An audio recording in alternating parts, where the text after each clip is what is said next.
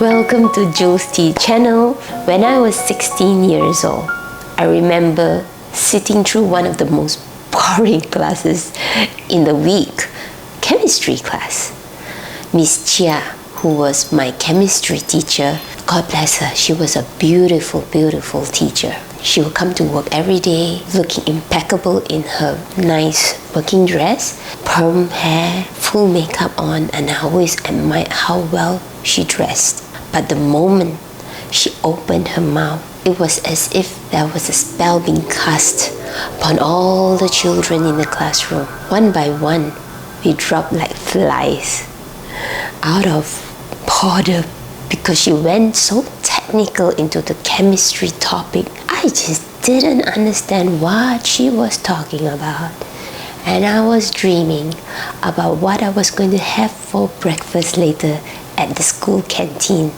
Was I going to have char kway teow, or was I going to have Hokkien mee? These are Malaysian delicacies. Not long, you will see something flying through the room, a chalk hitting one of us right in the forehead.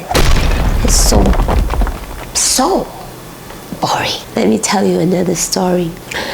This is when I was 7 years old, when I was much younger. My grandmother used to bring me out for walks in the park, and I love these moments because she will hold my hand, tell me stories about her experiences during World War II when she was a young teenage girl, during a time where it was dangerous for these girls because Japanese men were lurking around looking for young girls to assault. My grandmother was put on boys' clothes and she would crop her hair so short she looked like a boy.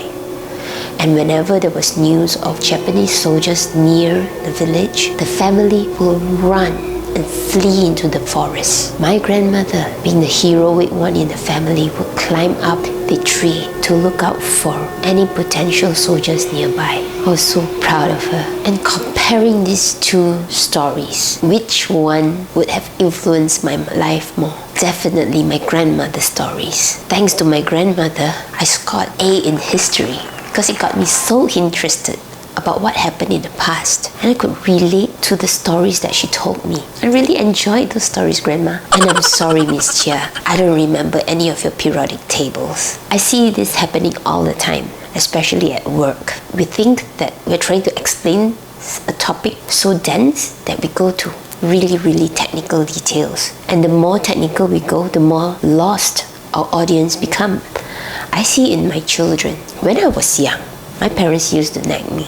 Did you do your homework? Have you bathed? Do you clean your room? And I would take it as the holy grail of parenting, and I would do the same to my own children. It was all fine at first, but as they grew up into their teenage years, before I even opened my mouth, they would tell me, I know, you don't have to tell me. My kids were getting so smart. They seemed to be able to read my mind, my mouth. And I said, well, this is not working anymore. There must be a way I can communicate to my children. I started to tell stories, my personal stories of myself being a teenager, being a student, how I struggled with my schoolwork, how I struggled making friends in school, and how things were for me during my teenage years. And I could see they put their things down and they stopped and listened to my stories. And we could even have a conversation discussing about and exchanging our stories. It was so fun. I didn't realize that parenting could be so fun during their teenage years. It was from there I realized that storytelling sells. No matter what age, it could be done at home, it could be done in office or with your friends. So many people ask me, I'm not a good storyteller. I don't have many stories. I'm young, I'm just 20. What kind of stories would I have? Well, the trick is about collecting stories. If you think that your life is too mundane, then my advice is make it interesting. Try new things. Learn baking, learn cooking, meet up new people, exchange stories, listen to people's stories. And then whenever you hear a story or you experience a moment that is so emotionally attached to you, then record it down in your phone or a book, in your bank of stories, personal stories.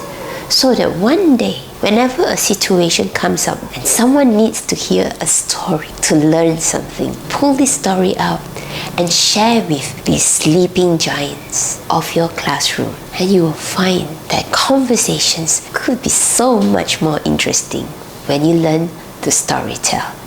So I hope you enjoy my sharing on storytelling, and if you love it, remember to give a thumbs up and tell me what else you would like to hear on communications.